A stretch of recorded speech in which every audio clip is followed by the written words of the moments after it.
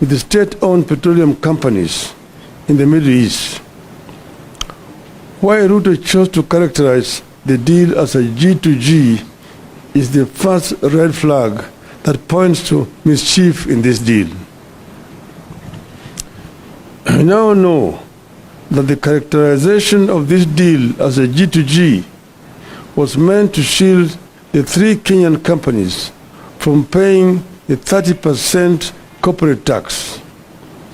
I will return to this matter later. 2. The shilling has continued to fall against the dollar.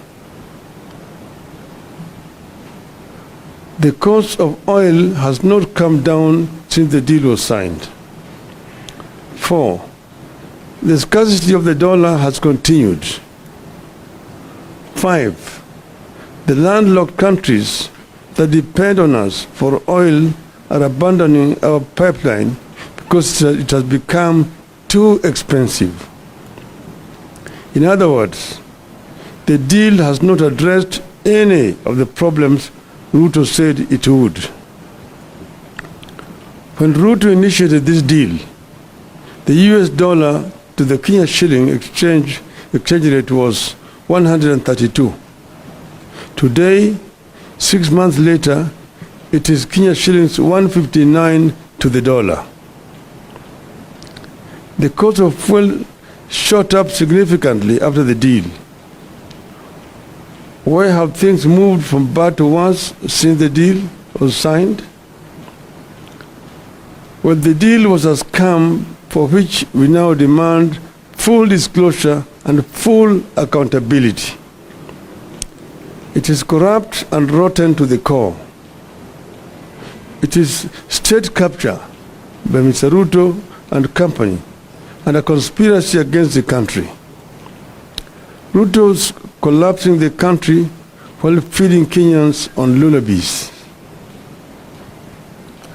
Other than keeping the cost of oil permanently high in Kenya, the deal is costing the country dearly in terms of trade in petroleum with the landlocked neighbors. It is shrouded in deep secrecy. To date, only 2 documents have been made public. That is, the Master Framework Agreement with petroleum trading entities and the Open Tender System Modified Agreement with marketers. The Supplier Purchase Agreement between the Middle East oil firms and the hand-picked distributors in Kenya has never been seen. We challenge Mr. RUTO to publish this document. Nobody knows how Gulf Energy, Galana Oil Kenya Limited, and Oryx Energies Kenya Limited got nominated to handle local logistics.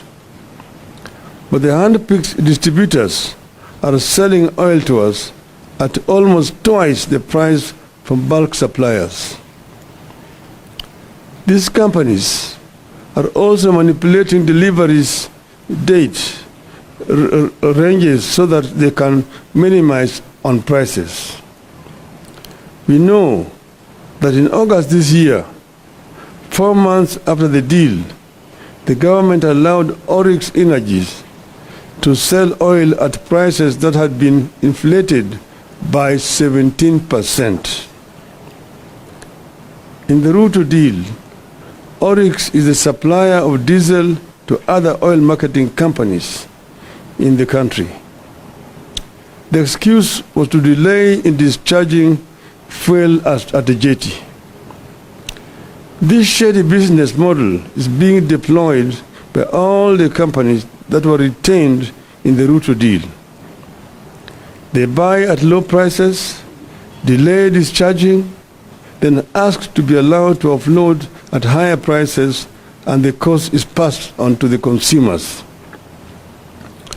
In the case of Oryx, it had bought the diesel at an average Platts price of $97.88.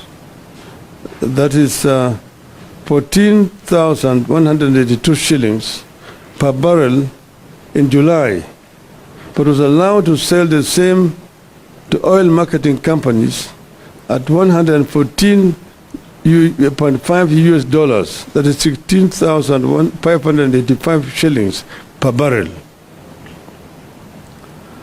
Some of the companies charging the higher prices deliver more cargo than they were contracted to deliver, forcing Kenyans to buy more of the oil whose prices are inflated, hence the permanent high prices of petroleum products. The ministry is changing billing month to allow the oil firms quote higher prices. For instance, cargo that was bought in July when the price was low is allowed to quote higher August prices and pass the burden to the consumer. The deal that RUTO hailed as phenomenal has resulted in high landed costs as a result of structuring of the contract. The faults include the double counting of some cost elements and fixed freighted premium, which sometimes are higher by up to $50 per metric ton. The cost is passed on to the consumers. It also lacks flexibility, which further exacerbates the pricing model. Uganda has announced that it will no longer purchase petroleum products from Kenya because middlemen have inflated prices by up to 59%, imposing too high a cost on consumers. The exact same scenario is prevailing here. The middlemen President Museveni is talking about are Kenya government officials. I repeat, the middlemen President Museveni is talking about are Kenya government officials. The deal has interrupted supply.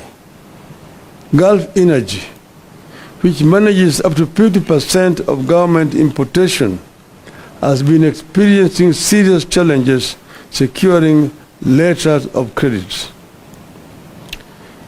This is because the single bank that was picked to provide the letter of credit is struggling with big bad loans. Consequently, there's delay for clearance of importers to offload oil. Ships are queuing at sea for up to 18 days, awaiting a confirmation of a letter of credit in order to discharge, while the Kenya Pipeline Company goes without operations for days because there is nothing to process. Then the companies incur demurrage, which is transferred to the consumer. Under the open tender system, that's the old system, demurrage costs are 45,000 US dollars per day for the biggest tanker docking at the port of Mombasa, and $31,000 per day for the second biggest vessel. But under the RUTO deal, demurrage has risen up to $70,000 per day. This cost is passed on to the consumers at the pump. You will have noticed that Tanzania recently reduced the cost of petroleum products from 1st of November, while Kenyans remain the same or just marginally changed. Tanzania said it was reducing prices because of decrease in the world oil prices by an average of 5.68%, while premiums for importation of petroleum products had decreased by an average of 13% for super petrol, also known as premium motor gasoline or premium motor spirit, and 25% for automotive gas oil or diesel. We will not hear that story here because of the corrupt dealings written into the RUTO deal. As ships accumulate extra charges on the high seas, the money sits in an escrow account in a local bank where it earns interest. It remains unclear who the beneficiaries of the crude interest is. This deal has led to high cost of oil products sourced through the Northern Corridor transit route, that's Kenya route.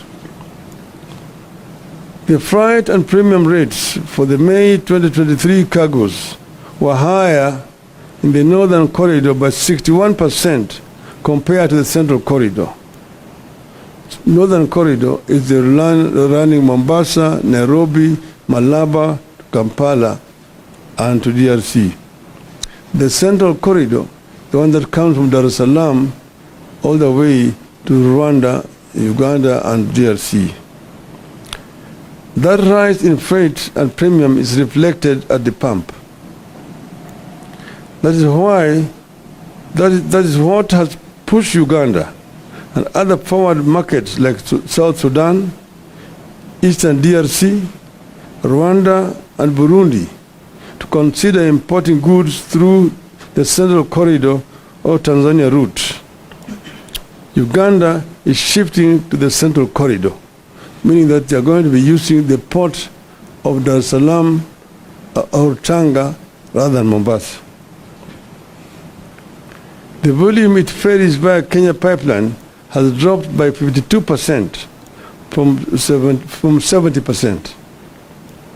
So other than making petroleum products ever more costly, the deal is going to kill the Kenya pipeline company as soon as this year. You need to know that it is the Ugandan market that earns the Kenya pipeline company foreign exchange. The transit volumes account for 51% of Kenya pipeline company's revenue, which stands at an average of 2.6 billion shillings per month. When the company loses in the volume transported, it results in higher tariffs, which is transferred to the local consumer in terms of higher cost of petroleum products. A 10% reduction in the transit volumes would result in a 5% increase in tariffs, which is reflected at the pumps in terms of cost of fuel. The change of route by landlocked trading partners will force a number of Kenyan oil marketing companies and logistic firms to close shop. Of course, this leads to job losses, loss of foreign exchange, loss of revenue for the country as a result of KPC losing transit share. Ideally, Kenya should have provided a pipeline and storage capacity allocation for Uganda market. Kenya should also have allowed the direct participation of the Uganda oil marketers in sourcing petroleum products through the Northern Corridor route. But because corruption was written into the deal, the RUTO administration could not allow neighbors in fear of exposure. Consequently, the KPC is set to lose substantial business to Tanzania. Uganda's shift to the Central Corridor will most certainly influence Rwanda, Eastern Democratic Republic of Congo, and South Sudan. As KPC loses business, it will charge more for its product to stay afloat, hence the ever-rising cost of petroleum products. The deal only ended up creating irregular supplies and higher prices. Open tender system allowed for competitive sourcing of fuel. Monopolistic tendencies for purposes of maximizing profit goes against the demand for efficiency and the need for lower prices. It is going to drive a number of oil marketing firms out of business, leading to job losses and loss of revenue for the government. The deal that RUTO signed with the oil companies has excessively high freights and premiums compared to those witnessed in the open tender systems. They are as high as an additional $50 per metric ton. In the end, Kenya is losing billions of shillings in taxes because the three companies picked to spearhead this deal do not pay the 30% corporate tax. Shielding the three companies from this tax is the reason RUTO told Kenyans that it was a G2G deal. Your guess is as good as mine on who is pocketing the unpaid corporate tax. But the burden of the unpaid corporate tax is passed to Kenyans at the pump. Now, ladies and gentlemen, our stand as Azimio. 1. RUTO must immediately cancel the contract and revert to the open tender system, which ensured guaranteed supply of petroleum products. It has assigned responsibility to various players as opposed to the so-called G2G that is making Kenyans depend on inefficient and corrupt players. The open tender system was efficient, accountable, and competitive, and offered prices commensurate with international pricing model. 2. The Ethics and Anti-Corruption Commission needs to move in, not to sanitize, but to get to the bottom of how and why we got into this deal and who is benefiting from it. 3. The men and women who came up with this self-serving deal must be charged and sacked. 4. The government must restore taxes to 8% from the 16% that came with the Finance Act. 5. The government must make public the so-called MOU between Kenya and Saudi Arabia and the United Arab Emirates. 6. The Ministry of Energy and Petroleum must make public the deal is signed with oil companies. 7. The Ministry of Energy and Petroleum must make public the supplier purchase agreement it signed with the oil companies. 8. The EACC and the Director of Criminal Investigations must investigate the tax compliance status and pricing model of the three oil companies. 9. We need a comprehensive brief on what the move by Uganda to pursue much of its petroleum needs through the Tanzanian Central Corridor means to our country, especially to the future of the Kenya Pipeline Company. End of statement. Thank you.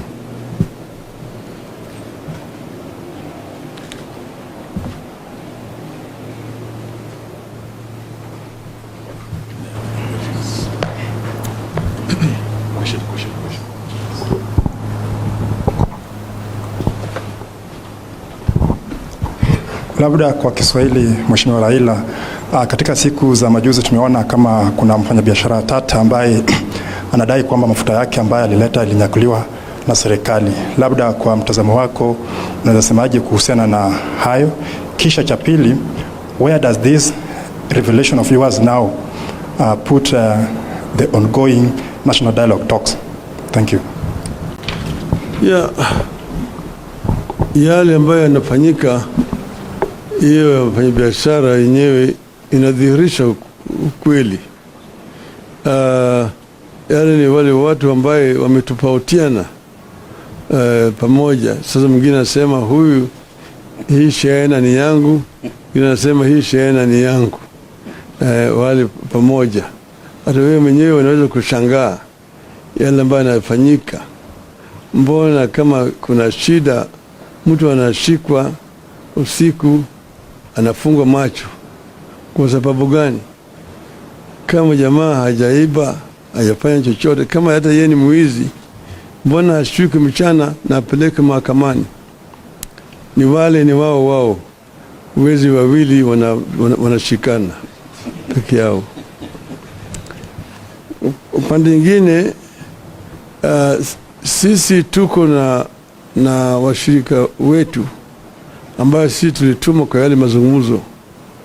Mmoja wao ndugu Eugene Wamala yuko hapa. Sisi tuliwaambia katika yale majadiliano kuna maneno ambayo sisi hatuwezi kuacha nje. Tuweka masharti, atukuna maneno ambayo mpaka tupate suluhu, haswa yale ambayo yanahusu wananchi wenyewe. Kwa mfano moja yao ni gharama ya maisha. Tumesema gharama ya maisha mpaka irudi chini.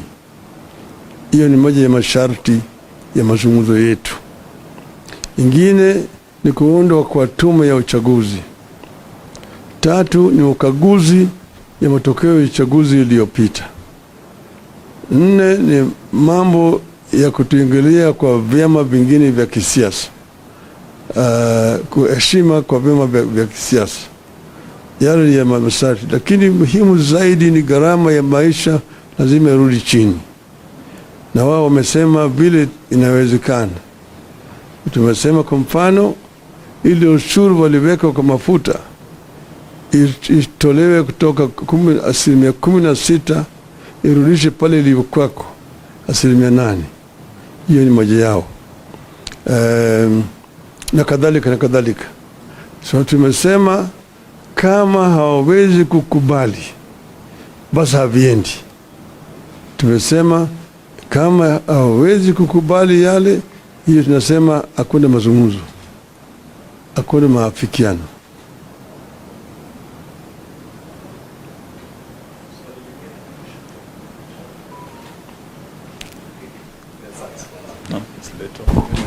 Over the weekend, you alluded that the inflation of prices on petroleum, on fuel, was about 30 shillings. Maybe expound on that and how these you call cartels are fleecing Kenyans' pockets at the pump, and how much, by how much? No, I mentioned the other time, and you're going to find it in the statement that I've just read there, how prices are being inflated and then passed on to the consumer. I mentioned, for example, you'll find that you're being charged 217 shillings, but actual price would be 187 shillings. Now, where we are not sure is how that 30 shillings is being distributed, who is the beneficiary. But I've also explained to you how the whole of this process was conceived, how it was then executed, and how it is actually hurting the consumer down here. You'll find, for example, that ships are taking very long.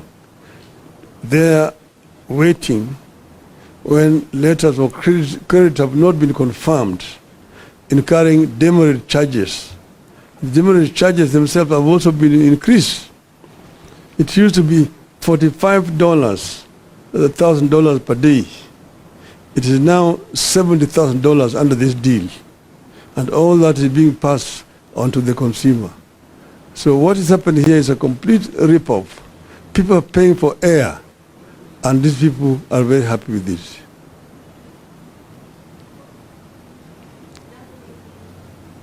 Langu ni ombi tu kama unaweza fafanua kwa lugha ya Kiswahili ujumbe wako kuhusiana na swala nzima la mafuta.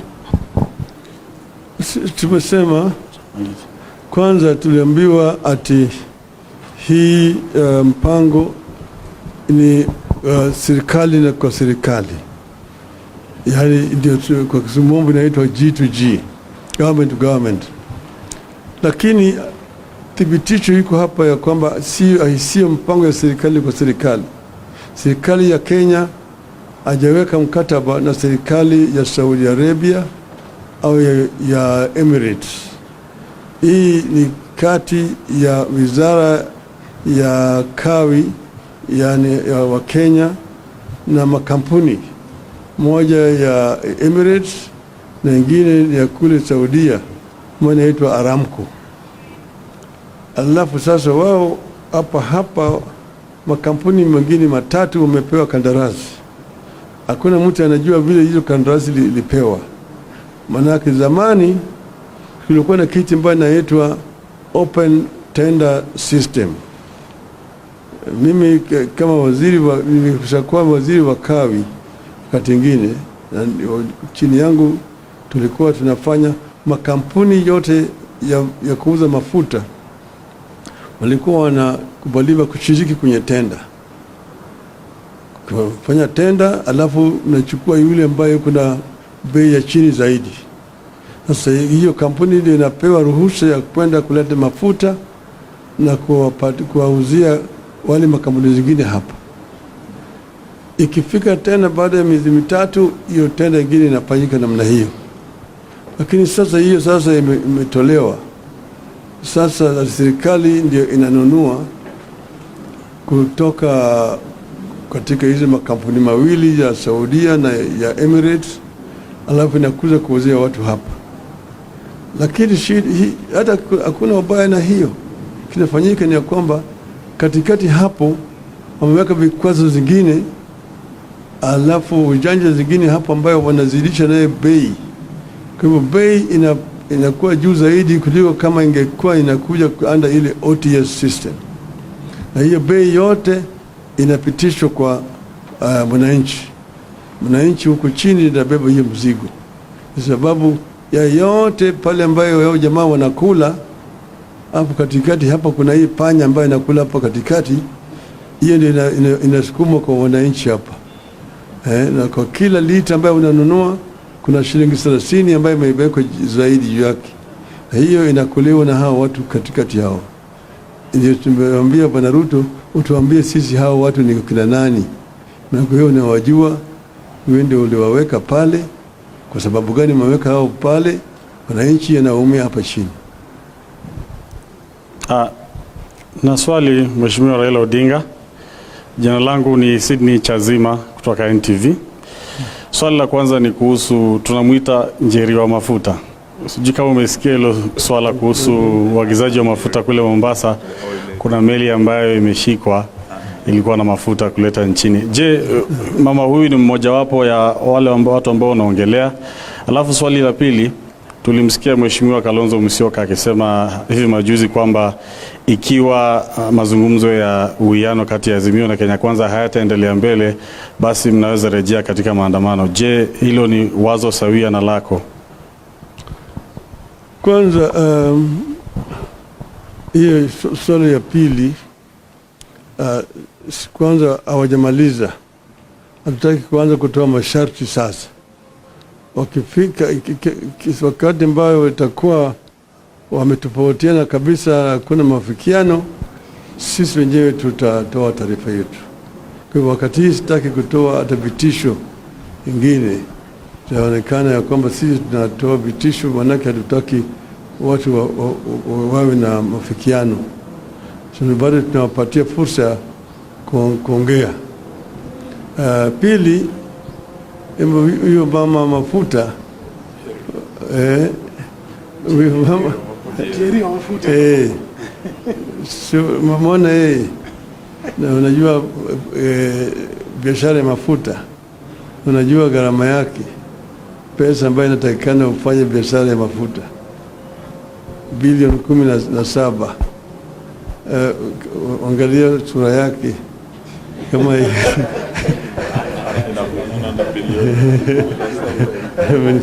yeye au anawakilisha watu wengine.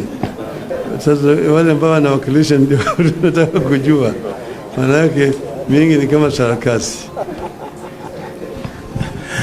Asanteni sana.